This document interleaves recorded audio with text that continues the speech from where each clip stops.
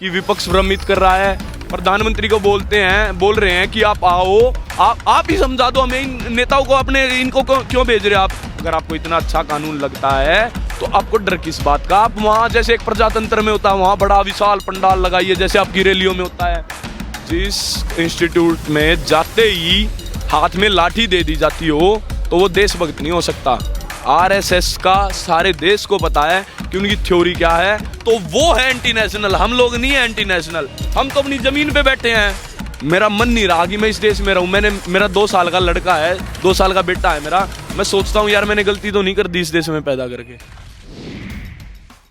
जय भीम साथियों, मैं सुमित चौहान इस वक्त सिंघू बॉर्डर पर हूं और ये किसान आंदोलन के बीच से हम ग्राउंड रिपोर्टिंग कर रहे हैं। प्रधानमंत्री नरेंद्र मोदी ने अपने भाषण में कहा है कि जो तीनों कृषि कानून हैं वो दरअसल किसानों के फ़ायदे के लिए हैं और उन्होंने किसानों से अपील की है कि वो विपक्ष की राजनीति का शिकार ना हो, क्योंकि पीएम मोदी को लगता है कि ये सारे आंदोलन जो हैं वो पॉलिटिकल पार्टियाँ करवा रही हैं, किसान आंदोलन नहीं कर रहे हैं। तो कुछ लोगों से बात करेंगे जो किसान हैं, जो देश का अन्नदाता है, उनसे समझेंगे। मेरे साथ सागर हैं जो कि सोनीपत हरियाणा के रहने वाले हैं। कुछ लोगों ने दावा किया कि इसमें सिर्फ पंजाबी किसान हैं, लेकिन यहाँ पे हरियाणा के भी उतनी संख्या में किसान हैं। सागर, प्रधानमंत्री नरेंद्र मोदी ने जो बातें बताई हैं उनसे आप ताल्लुकात रखते हैं, सहमत हैं, या फिर आपको लगता है कि उन्होंने जो बातें कही हैं वो ठीक नहीं है? जी, सबसे पहले तो सभी दर्शकों को मेरी तरफ से जय हिंद। दूसरी बात, प्रधानमंत्री मोदी जी, चलो हम उनके बयान पे ही चल लेते हैं, वो जो बोलते हैं उनकी ही मान लेते हैं, लेकिन उनके जो बीजेपी के सीएम है बाकी स्टेट्स में, उनके सबके अलग मैच नहीं करते, मिसमैच्ड हैं सारे। उनकी मतलब एक कोई पर्टिकुलर उन्होंने बात करके या एक मीटिंग लेके या सबके अलग अलग बयान है, कोई उनकी खुद की एक थ्योरी नहीं चल रही। कोई कुछ बोल रहा है, कोई कुछ अटपटांग बयान देता है। कृषि मंत्री कुछ बोलते हैं, हरियाणा के कृषि मंत्री कुछ बोलते हैं, फिर सीएम साहब बोलते हैं कि यहाँ पे बाहर के फसल नहीं बेच सकते। एमपी से जहाँ पे बीजेपी की सरकार है वो बोलते हैं कि बाहर से फसल लाके यहाँ पे नहीं बेच सकते। लेकिन प्रधानमंत्री नरेंद्र मोदी ने जब कानून बनाया तब सबसे पहले यही बोला था कि किसान कहीं भी कभी भी अपनी फसल बेच सकता है। तो ये थ्योरी तो यहाँ पे हो गई प्रूव रॉन्ग। और रही बात दूसरी कि विपक्ष भ्रमित कर रहा है, हम विपक्ष क्या, हमें सब पार्टियों का पता चल चुका है, हमें किसी पे ही विश्वास नहीं है। ये जो आंदोलन है ये एक दिन में नहीं, जैसे वोल्केनो होता है वो एक दिन में नहीं फटता, लेकिन एक दिन जरूर फटता है। तो ये आंदोलन एक दिन में नहीं हुआ, एक दिन जरूर हुआ है। 26 तारीख से चल रहा है, 23 दिन हो चुके हैं। सरकार का रवैया बहुत ही बेकार रवैया है।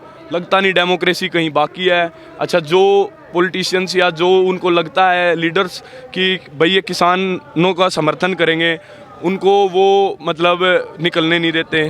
पहले लोगों को लगा कि प्रधानमंत्री नरेंद्र मोदी जी सच में देश के सेवक हैं और वो लोगों के लिए काम करेंगे, क्योंकि उन्होंने जो उनके स्पीचेस होते थे, उनके भाषण होते थे, वो इतने अट्रैक्टिव होते थे, ऐसी बातें होती थी कि पब्लिक ईजिली मैनिपुलेट हो जाती थी। लेकिन अब 6-7 साल होने को आए हैं तो सब सामने आ रहा है। सारे फंडास जो भी इन्होंने, कुछ भी बीजेपी नई नहीं लेके आई है। जो भी स्कीम्स हमारे देश में, जो भी योजनाएं चल रही थी, उनके नाम बदल दिए गए हैं और वो भी ठीक से अमल में नहीं है।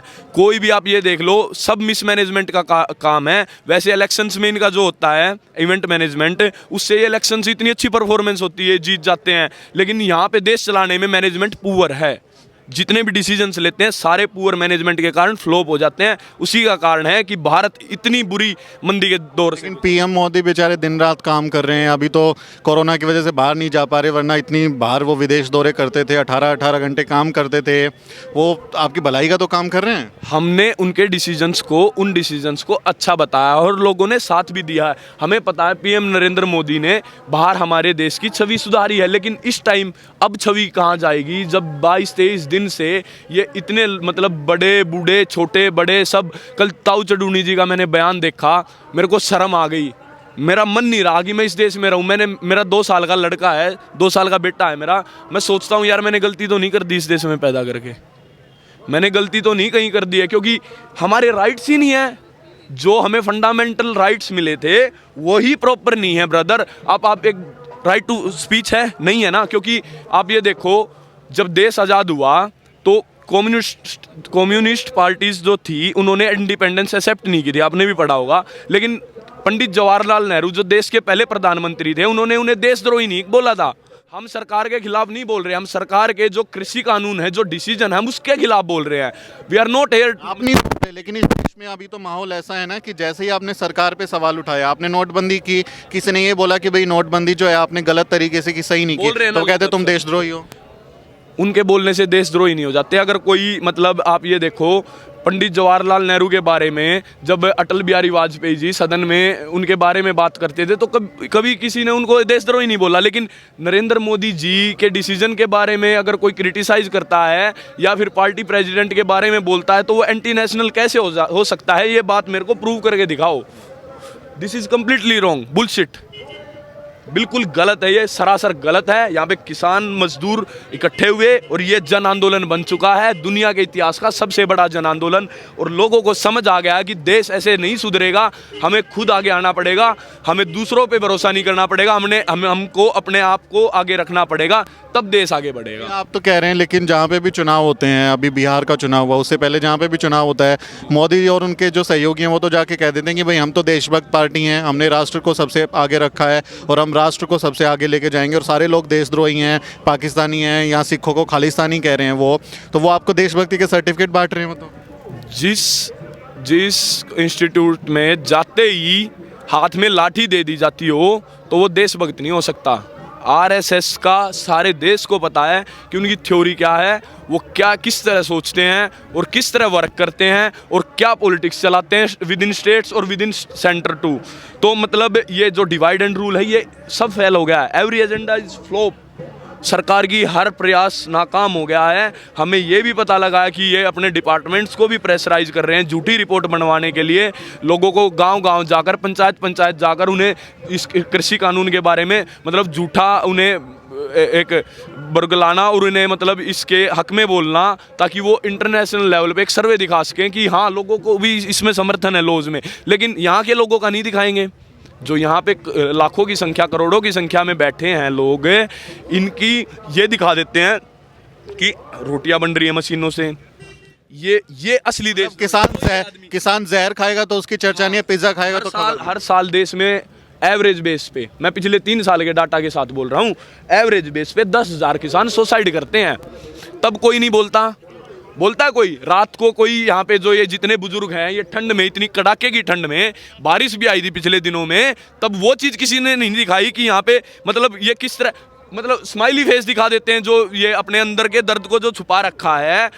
आए तो संघर्ष के लिए यहाँ पे, ये तो बस ये है कि थोड़ा मूड स्विंग और थोड़ा हौसला बना रहे, उससे भी लोगों को प्रॉब्लम है। तो वो है एंटी नेशनल, हम लोग नहीं है एंटी नेशनल। हम तो अपनी जमीन पे बैठे हैं, हम कैसे एंटी नेशनल हो सकते हैं? जब चुनाव होगा सागर, फिर से पुलवामा जैसा कुछ हमला होगा, फिर से वो राष्ट्रवाद और एंटी नेशनल वाला होगा, तब आप वोट देंगे? वोट तो आपको देंगे हम वोट, हम इससे अच्छा तो नोटा पे डाल देंगे। अगर हमें कैंडिडेट, ये हमारी गलती है, हम खुद अपने सिर पे बिठाते हैं लोगों को। ये जो पॉलिटिशियंस हैं, हम ये नहीं देखते कि इसका एकेडमिक बैकग्राउंड क्या है, इसने कितनी पढ़ाई की है, इस पे कितने क्रिमिनल केसेस हैं, इसकी समाज में छवि क्या है, कैसा ये आदमी है, कैसी इसकी सोच, हम देखते नहीं। हम वोट डाल देते हैं 500 रुपये के ऊपर। तो अब भुगतना तो हमें ही पड़ेगा। अब इतनी मेजोरिटी से गवर्नमेंट बनी है तो करो अगले इलेक्शन का इंतजार। काम तो है नहीं। राष्ट्रवाद जो है वो यहाँ के लोगों में, असली वोटर्स में है, पॉलिटिशियंस में थोड़ी हैं। वो तो एक अपनी फिल्म चलाते हैं देश को चलाने के लिए और लोगों को भ्रमित करने के लिए, ताकि उनको वोट दें। वो छोटे छोटे मुद्दे और छोटे छोटे काम कराते रहते हैं, लेकिन उनकी रियल लाइफ है, रियल जो फेस है प्राइम मिनिस्टर मोदी का, वो इंडिया के सामने अभी तक नहीं आया है। वो स्पीच तैयार करा के लाते हैं एक्सपर्ट से, वो एक डेढ़ घंटा भाइयों बहनों बोलते हैं। मैं पिछले 20 दिन से अपने मन की बात कर रहा हूँ, मेरी मन की बात की तो किसी को कुछ हो नहीं पड़ी।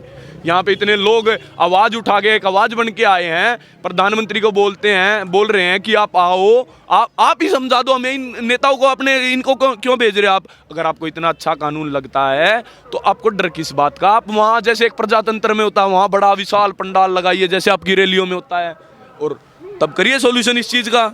यू कम फॉरवर्ड, आप ही एक्सप्लेन करो अच्छे से। और आपको बोलना चाहिए, आपको तो सबसे पहले बोलना चाहिए कि ये जो झूठे देश में ये झूठी अफवाहें फैलाई जा रही है, भ्रमित किया जा रहा है, बड़े बड़े जो ये बिजनेस चलता है जिन मीडिया चैनल्स का, वो लोगों को उठपटांग चीज़ें दिखा रहे हैं। तो प्रधानमंत्री नरेंद्र मोदी को सबसे पहले बोलना चाहिए था कि यहाँ पे किसान आए हुए, जैसे कि अभी सुप्रीम कोर्ट ने बोला कि आंदोलन करना, हक मांगना हमारा राइट है।